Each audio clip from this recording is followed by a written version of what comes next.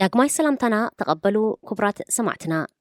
ካብ ዝቐፂሉ ብዓወት ኣረጋይ ዝዳሎ ኣፍሪቃ ኣብ ሰሙን እዚ ክቐርበልኩም ሰናይ ምክትታል ሬድዮ ኤረና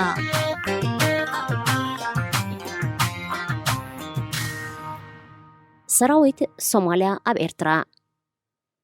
ጸጥታ ሶማልያ ንምውሓስ ወተሃደራት ተሃገር ናብ ቱርኪ ኡጋንዳን ጅቡትን እናኸዱ ወተሃደራዊ ታዕሊም ክወስዱ ጸኒሖም እዮም ወተሃደራት ሓንቲ ሃገር ናብ ካልኦት ሃገራት ብምኻድ ወተሃደራዊ ስልያዊ ይኹን ካልእ ታዕሊማት ክወስዱ ንቡርዮ ሰራዊት ሶማልያ ናብ ኤርትራ ብምኻድ ወተሃደራዊ ታዕሊም ክወስድ ከም ዝጸንሐ ሕጂ ድማ ፕሬዚደንት ሶማልያ ሓሰን ሼክ ማሕሙድ ኣብ ኤርትራ ናይ 4 መዓልታት ዑደት ኣብ ዘካይደሉ ኣጋጣሚ ታዕሊም ወዲኦም ብወግዕ ከም ዝተመረቑ ብማዕከናት ዜና ኤርትራን ካልኦትን ተቃሊሑ እዚ ናይ መመረቕታ ሓበሬታ ይኹን ህላዊ ወተሃደራት ሶማልያ ኣብ ኤርትራ ንሓያሎ ዜጋታት ኤርትራ ንመጀመርታ ግዜ ሰሚዖም ክኾኑ ይኽእሉ እዮም ንሓያሎ ዜጋታት ኤርትራ ንመጀመርታ ግዜ ሰሚዖም ክኾኑ ይኽእሉ እዮም ምክንያቱ ህላወ ተዓላሞ ወተሃደራት ሶማልያ ኣብ ኤርትራ ብምስጢር ክትሓዝ ተፈቲኑ ብምንባሩ ኣብ ኢትዮጵያ ኩናት ሓድሕድ ትግራይ ድሕሪ ምውልዑ ኣብቲ ኩናት ሰራዊት ኤርትራውን ኢዱ ከም ዘእተወ ክሕመድ ድሕሪ ምጅማሩ ድሒሩ መንግስቲ ኤርትራ ኣብቲ ኩናት ምእታው ተኣሚኑ እዩ ድሕሩ ድማ ሓደ ካልእ ካብ ትፅቢት ወፃእ ፅንፅንታ ተሰሚዑ ንሱ ድማ ምስ ሰራዊት ኤርትራ ወተሃደራት ሶማልያ እውን ናብ ኩናት ከም ዝተጸንበሩ ዝሕብር ነይሩ ኣብ ጥሪ 2021 ምንጩ ዘይተረጋገፀ ሓበሬታ ከም ዘመልከቶ ኣብ ኩናት ትግራይ ኣብ ጎኒ ሰራዊት ኤርትራን ፌደራላዊ መንግስቲ ኢትዮጵያን ኣንጻር ህወሓት ኣብ ዝተኻየደ ኩናት ወተሃደራት ሶማል ተቐቲሎም ዝብል ወረ ብፍላይ ኣብ መራኸቢ ብዙሃን ብብዝሒ ቃላሕ ጀሚሩ ድሕሪ እዚ ዜና ኣብ ሶማልያ ዝርከባ ድሃይ ደቀን ዝሰኣና ኣዴታት ደቅና ኣብያ ኣለዉ ደቅና ምለሱልና ብምባል ሰላማዊ ሰልፍታት ክገብራን መንግስቲ ደቀን ክመልሰለን ክፅውዓን ድሕሪ ምጅማረን መንእስያት ሶማልያ ካብ ሃገሮም ወፃኢ ተወሲዶም ኣለዉ ዝብል ሕቶታት ክለዓዓል ጀሚሩ ኣብቲ መጀመርታ መንግስቲ ሶማልያ ይኹን ኢትዮጵያ ወተሃደራት ሶማል ናብ ኩናት ትግራይ ምእታዎም ኣሉታ ሂቦምሉ እዮም እንተኾነ ድሒሩ ክግለጽ ጀመረ ወተሃደራት ሶማል ኣብ ኤርትራ ወተሃደራዊ ታዕሊም ይወስዱ ከም ዘለዉ ዘቃልሕ ነይሩ ድሒሮም እውን ካብ ኤርትራ ካብ መደበራት ታዕሊም ከም ዘምለጡ ዝገለጹ ሶማላውያን መንእስያት ኣብ ዝሃብዎ ምስክርነት ካብ ሶማል ናብ ቀጠር ክትከዱ ኢኹም ተባሂሎም ከም ዝተወስዱ እንተኾነ ኣብ ክንዲ ናብ ቀጠር ናብ ኤርትራ ከም ዝተወስዱ ክገልጹ ከለዉ እኹል መግቢ ኣብ ዘይብሉ ኣብ ሓያል ታዕሊም ተጸሚዶም ከም ዝነበሩ ሓቢሮም ኣብ ታዕሊም እውን ገለ ሶማላውያን ከም ዝሞቱ ገሊጾም ቤት ጽሕፈት ቆንስል ሰብኣዊ መሰላት ውድብ ሕቡራት ሃገራት ብወገኑ ኣብ ዘውፅኦ ጸብጻብ ወተሃደራት ሶማልያ ኣብ ኩናት ትግራይ ተሳቲፎም ክኾኑ ከም ዝኽእሉ ንምርጋጾም መርመራ ክካየድ እዚ ተግባር እንተተፈጺሙ ድማ ዘይሕጋዊ ምእታው ወተሃደራት ወፃኢ ምዃኑ ሓቢሩ እዚ ዝፈጠሮ ድፍኢት ሚኒስትር ሓበሬታ ሶማልያ ነበር ኣስማን ኣቡካር ዱበ ኣብ ዝሃቦ መግለጺ ገለ ሶማላውያን ወተሃደራት ኣብ ኤርትራ ወተሃደራዊ ታዕሊም ይወስዱ ከም ዘለዉ ተኣሚኑ እንተኾነ ንሱ እቶም ወተሃደራት ኣብ ኩናት ትግራይ ኣይተሳተፉን ክብል ኣሉታ ሂቡ ኣብ ዝሓለፈ ወርሕ ኣብ ምርጫ ተሳዒሩ ስልጣኑ ዘረከበ ፕሬዚደንት ነበር መሐመድ ዓብዱላሂ ፋርማጆ ብወገኑ ድሕሪ ዝተገብረሉ ሓያል ፀቕጢ ተሳዒሩ ስልጣን ኣብ ዘረከበሉ እዋን ኣሳት 5,000 ሶማላውያን ኣብ ኤርትራ ታዕሊም ይወስዱ ከም ዘለዉ ተኣሚኑ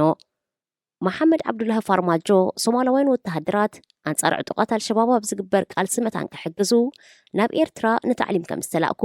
ብሰንኪ ዝጸንሐ ምቅያር ፀጥታዊ ኩነታት ሶማልያን ዞባ ቀርኒ ኣፍሪቃን ምምላስቶም ወተሃደራት ክነዋሕ ከም ዝጸንሐ ሓቢሩ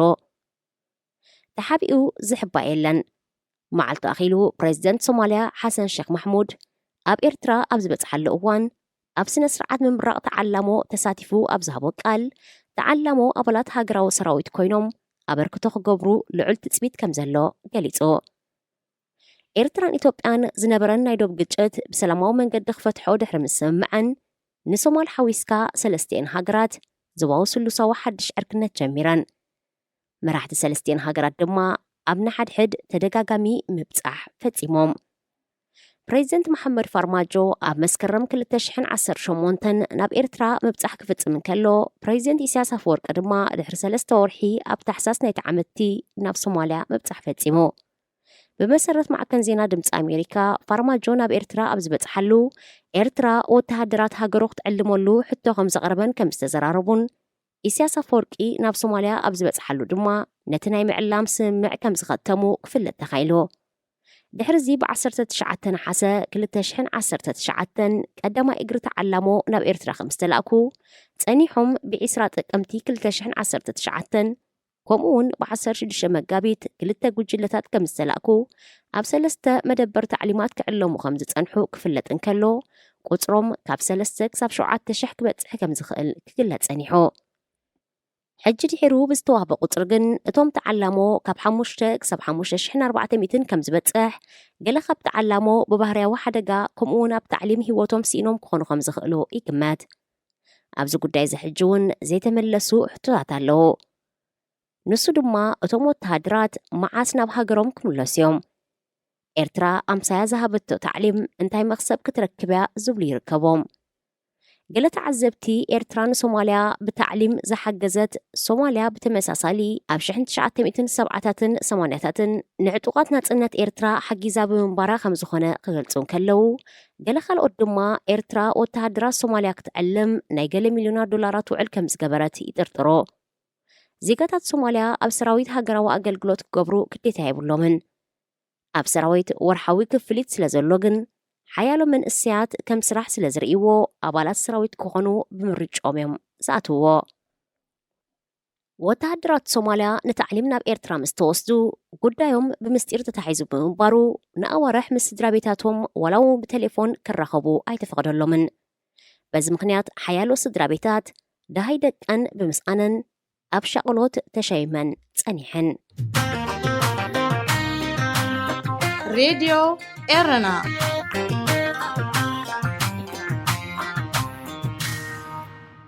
ኣፍሪቃ ዝበስሑ ተቓለስትን ናጽነትን ሓርነትን ውልቀ መለኽቲ ናይ ምዃን ባህሪ ሃገራት ኣፍሪቃ ካብ መግዛእታዊ ምዕራባውያን ንምግልጋል ከምኡውን ድሕሪ ምዕራባውያን ዝተመስረቱ ብምልክን ዝተዓብለሉ መንግስታት ንምእላይ ዝተፈላለየ ሰውራታት ተኻይድዮ ዝበስሑ ሰውራታት ትርክታ ልቢ ህዝቢ ዘንብቡን ህዝቢ ዘበገሶምን ብምዃኖም ደገፍ ክረኽቡ ግዜ ወስደሎምን እዩ ዝበዝሕ ግዜ ንሰውራ ዝመርሑ ሰባት ብህዝቢ ፍትዋትን ሕፍራትን ክኾኑ ድማ ኣብ መብዛሕትኡ ሰውራታት ዝረአ ኩነት እዩ እንተኾነ ሓያሎም መራሕቲ ሰውራታት ኣብ ስልጣን ምስ ዝድይቡ ድኹም ጎኒ ህዝቢ መዝሚዞም ኣብ ስልጣን ክቕጽሉን ናብ ውልቀ መለኽቲ ክቕየሩን ይረኣዩ ሓደ ኣብነት ናይዚኦም ፕሬዚደንት ዩጋንዳ ዩዌሪ ሙሴቪኒ ምዃኑ ቦቢ ዋይን ይገለጽ ብናይ ስነ ጥበብ ስሙ ቦቢ ዋይን ዝፍለጥ ሮቤርት ኪያጉላኒ ስስንታሙ ኡጋንዳዊ ፖለቲከኛ ኣክቲቪስት ደራፋይ ተዋሳኣይን ወናን ንግድን ኮይኑ ገና ወዲ 4 ዓመትን ከሎዩ ሙሴቪኒ ኣብ ስልጣን ደይቡ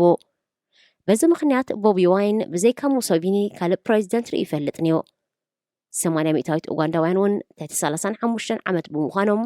ብዘይካ ሙሴቪኒ ካልእ ፕሬዚደንት ኣይረኣዩን ቦቢ ዋይን ናጽነትን ሓርነትን ኡጋንዳውያን ተቓሊስና ዝብሉ ኡጋንዳውያን እቶም ኣብ ስልጣን ዘለዉ ኮይኖም ቀንዲ ካብኣቶም ድማ ውልቀ መላኺ ተቐይሩ ዘሎ ፕሬዚደንት ሙሴቪኒ ክብል ይገልጽ ንህዝቢ ንናጽነትካን ሓርነትካን ተቓሊሰና በልካ መሰረታዊ ሓርነቱን ናጽነቱን ትነፍኮ እንተኮይንካ ትርጉም ምቅላስ ዋጋ የብሉን ክብል ብተወሳኺ ይገልጽ ቦቢ ዋይን ናይ ህዝቢ ስልጣንን ሓይልን ናብ ህዝቢ ክምለስ ኣለዎ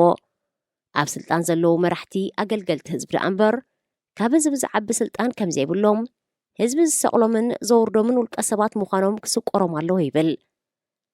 ኣብ ዝሓለፈ 2 ፕሬዚደንታዊ ምርጫታት ብምስታፉ ብተደጋጋሚ ኣብ ትሕቲ ቀይዲ ክኣቱ ዝጸንሐ ቦቢ ዋይን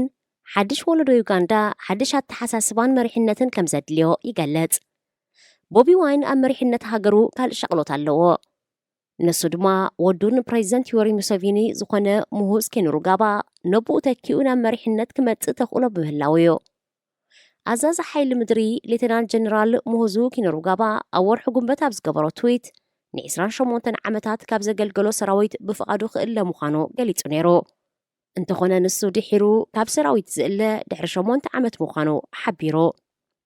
ቅዋም ኡጋንዳ ኣባላት ሰራዊት ኣብ ፖለቲካዊ ምርጫ ክሳተፉ ዘይፍቅድ ምዃኑ ሙሁዝ ኬንሩጋባ ካብ ወተሃደራዊ ስልጣን ክእለ ዝሕልን ዘሎ ነብኡ ክትካዕ ዓሊሙ ምዃኑ ተዓዘብቲ ይገልጹ ነዚ ኣመልኪቱ ቦቢ ዋይን ኣብ ዝሃቦ መግለጺ ሌተናንት ጀነራል ሙሁዝ ኬንሩጋባ ናይ ኣቦኡ ጫማ ከብቲ ከምኡውን ቆቢዕን ክዳውንትን ክወርስ ይኽእል እዩ ስልጣን ፕሬዚደንትነት ክወርስ ክሕልን ግን ሃገር ውርሻ ናይ ኣቦኡ ከም ዘይኮነት ክርዳእ ኣለዎ ክብል ገሊጹ ፕሬዚደንት ሙሶቪኒ ዝሓለፈ ዓመት ንሻድሻይ ግዚኡ ኣብ ፕሬዚደንታዊ ምርጫ ተሳቲፉ ምስ ጋዜጠኛ CNN ክርስቲያን ኣምኑፖር ድማ ቃለ መሕትት ገይሩ ነይሩ። ምስ ጋዜጠኛ CNN ክርስቲያን ኣማንፖር ድማ ቃለ መሕትት ገይሩ ነይሩ።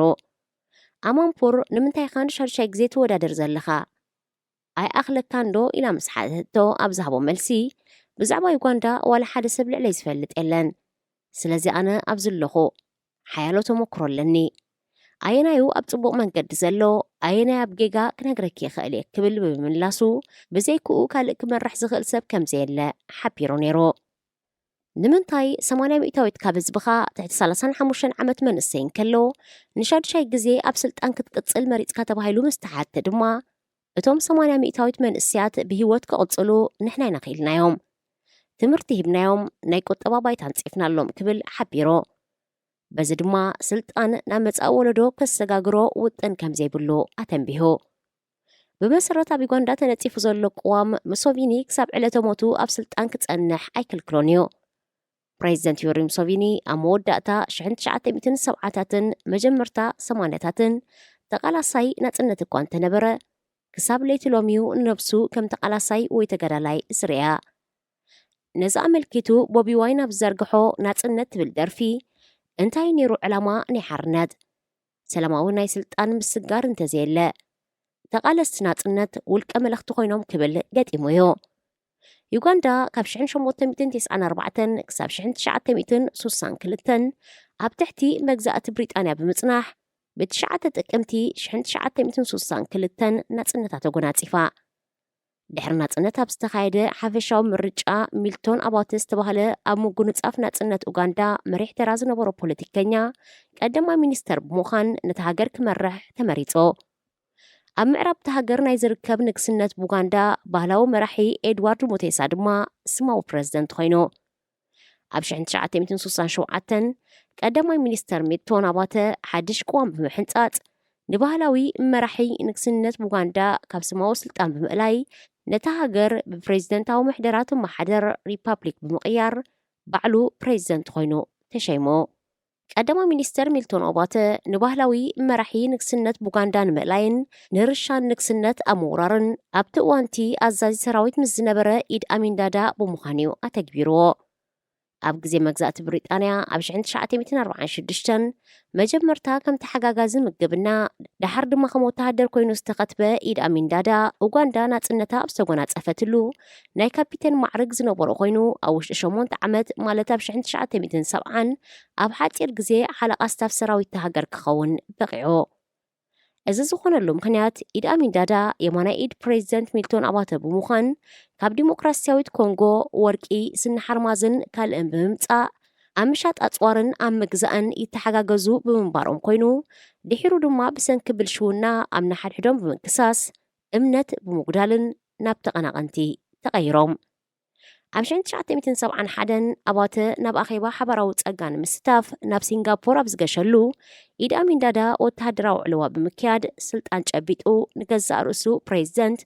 ኣዛዚ ሰራዊትን ሓይሊ ኣየርን ሓለቓ ስታፍ ዶክተር ሼክ ናይ ህይወት ሙሉእ ፕሬዚደንት ጀነራል ፊልድ ማርሻልን ካልእ ስልጣንን ዝለዓለ ሽልማትን እናሃበ ክሳብ 1979 ኣብ ስልጣን ጸኒሑ። ኢድ ኣሚን ዳዳ ፕሬዚደንት ኣብ ዝነበረሉ ሲቪላዊ ምሕደራ ናብ ወተሃደራዊ ብምቕያር ኩሉ ዓይነት ምሕደራ ብወተሃደራት ከም ዝትካእ ገይሩ ደገፍቲ ሚልቶን ኣባተ ዝነበሩ ወተሃደራት ይኹኑ ሲቪል ሰራሕተኛትን ሰላማውያን ሰባትን በብሓደ ይኹን ብጃምላ ኣጽኒትዎም። ቤት ጽሕፈታት ጸጥታ ብምቋም ብምኽንያት ምሕላው ጸጥታ ሃገር ኩሎም ዝተቃወሞ ኣካል ሕብረተሰብ ጨውዩን ኣሲሩን ቀቲሉን። ጸባሒ ኡጋንዳ ባቸር ኦፍ ኡጋንዳ ዝብል ሳጓ ዝተጠመቐ ኢድ ኣሚን መራሕቲ ሃይማኖት፣ ጋዜጠኛታት፣ ስነ ጥበባውያን፣ ፈራዶ፣ ጠበቓታት፣ ተምሃሮ፣ ምሁራን፣ ወጻእተኛታት ካብ ብሄር ወፃእ ዝኾኑ ካልኦት ብሄራት ኣብ ምጽናት ተዋፊሩ ኣብ ኡጋንዳ ራዕዲ ብምስፋን ድማ ካብ 300 ክሳብ 400 እዋን ግዝኣት ብሪጣንያ ኣብ ምህናጽ ካብ 300 ክሳብ 500 ሽሕ ዝግመቱ ሰባት ከም ዝቐተለ ዝተፈላለያ ማሕበራት ተጣበቕቲ ሰብኣዊ መሰላት ይገልጻ። ኣብ እዋን ግዝኣት ብሪጣንያ ኣብ ምህናጽ መንገዲ ባቡርን ካልእን ክሰርሑ ዝመጹ ኣስታት 70,000 ኤስያውያን መብዛሕትኦም ህንዳውያን ድማ ካብ ኡጋንዳ ኣባሪሮ። ዩጋንዳ ኣብ ምፍጣጥ ዓሌታዊ ግጭታት እያ።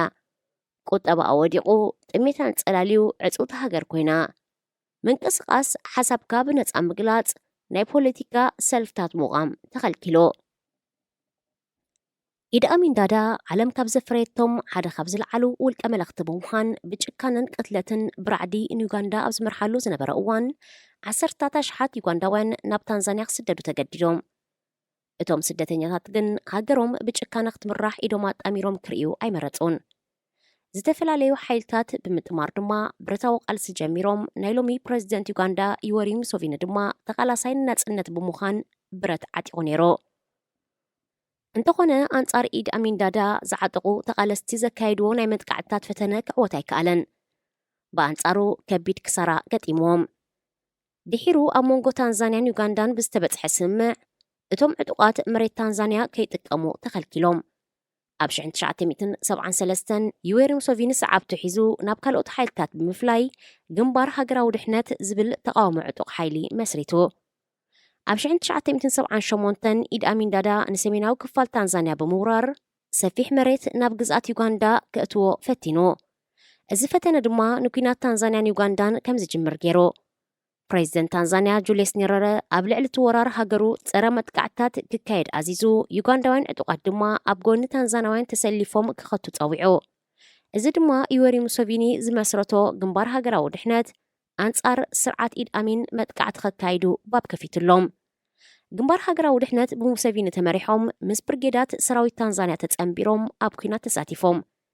ድሕሪ ናይ 7 ወርሒ ኩናት ድማ ታንዛንያ ተዓዊታ ኣብ ሰነ 1979 ኢድ ኣሚን ዳዳ ካብ ስልጣን ተዓልዩ መጀመርታ ናብታ ትሕግዞ ዝነበረት ሊብያ ቀጺሉ ናብ ኢራቅ ድሒሩ ድማ ናብታ ክሳብ ዕለተ ሞቱ ዝተቐመጠላ ስዑድ ዓረብ ኣምሪሖ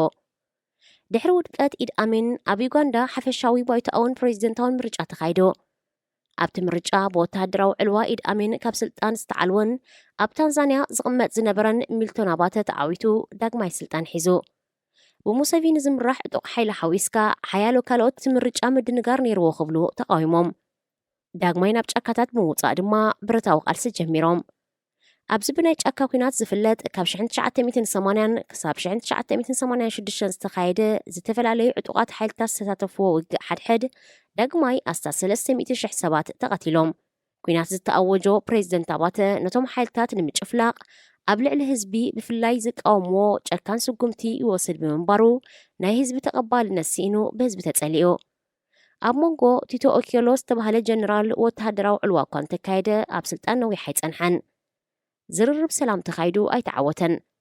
ኣብ መወዳእታ ብሙሶቪኒ ዝምራሕ ግንባር ሃገራዊ ድሕነት ንርእሰ ከተማ ካምፓላ ተቆጻጺርዋ ኣብ ጥሪ 1986 ግንባር ዝመርሐ ዩዌሪ ሙሶቪኒ ብዘይ ምርጫ ፕሬዚደንት ኮይኑ ቃለ መሓላ ፈጺሙ ሙሶቪኒ ድሕሪ ቃለ መሓላ 10,000 ኣብ ዝተኣከብሉ ኣብ ዘስምዖ መደረ ሃገሩ ናብ ዲሞክራሲ ከም እትምለስ ቃል ኣትዩ ህዝቢ ኣፍሪቃ ዲሞክራሲ ከም ዝግብኦ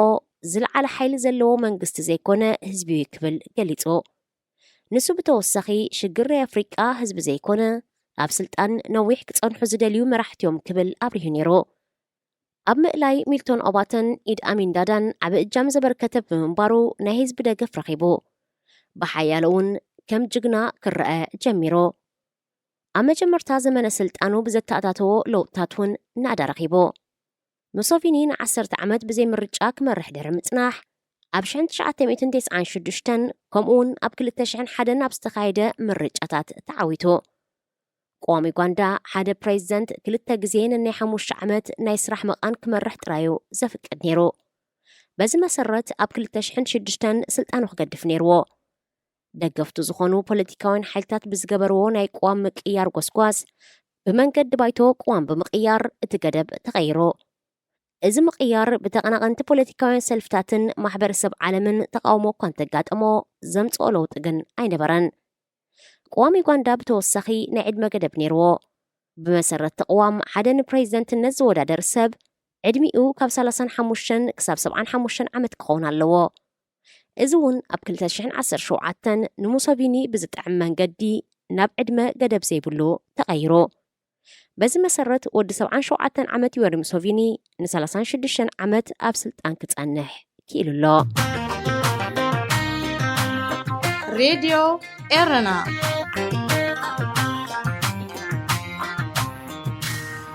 توسخي أونس جابر استبهلت تونيزياوي تتصاوتي تنس أب بريطانيا بستخايدة وددر بايتا تنس وينبلسن أب نايفت أما وددر بتيحا أونس جابر أب نايفت أما تقوتا أزرباجاناويت إلينا ريباكينا كونتا تسعرت أفت أما زبتحت ناي مجمرتا تونيزاويت عرباويتن أفريقاويتن كتكون بقي علا أبشان 1994 زتولدت أب كل 2010 بروفيشنال تتصاوتي كتكون زبقعت أونس جابر أب تقوتا تنس ببقعتا ناي كاليتي درجة بوتا خدحزن كلا تنس تتصاويتا بشل ما استوهبتو جنزب شوعتنا $5 مليون بتيحلو أونس جابر دحرناي وين بلدان تقوتا أب زابوت تقال ولكوا أب فتسامي انت تسعرت نحيالو تونيزياوان يعرابن أفريقاوانن من السياد انت تعيركا أب زل على درجة كبتصح كم زكال التبابعة كتكون تسفأ مخانو حبيرا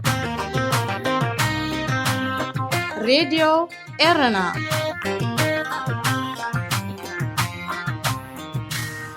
صومالياوي بريطاناوي ناينو ويحر حكات قوياي مو فرح نايبحك اسمو حسين عبد كاين كمزخونة قليتو أوددر أولمبيك أب 15 مترو 4 ورق مدالية استعوته أب كال أوددراتون حيالو مدالية استشلمة مو فرح أب سبورت بزر آيو بقعتن سن بريطانيا بمتصوعون بنكسنة بريطانيا سر مالت قويتاي زسمعني خبروت متصوعي تشلميو مو فرح أب بريطانيا كم سدتنيا خوينو خنبر كوان تتصنحة ودر 4 عامة كلو أبو وماتو سدرا بيتو بني حاسو السم مجمرتا ناب جبوتي لحد ما ناب بريطانيا كم زلاخو حبيرو شمو دما ناب محمد فرح كم زغيرو قليتو مو فرح كاب بريطانيا كي برر بمسقا كساب لومي بمستير حيزو 5 صنحة حجقن زز شغلوز نبرا مستيراوي هيوتون ني حاسوت سمون بعلو بمقلع كاب حسب نص أزغون هيوت كنبر كم زمرت حبيرو راديو إرنا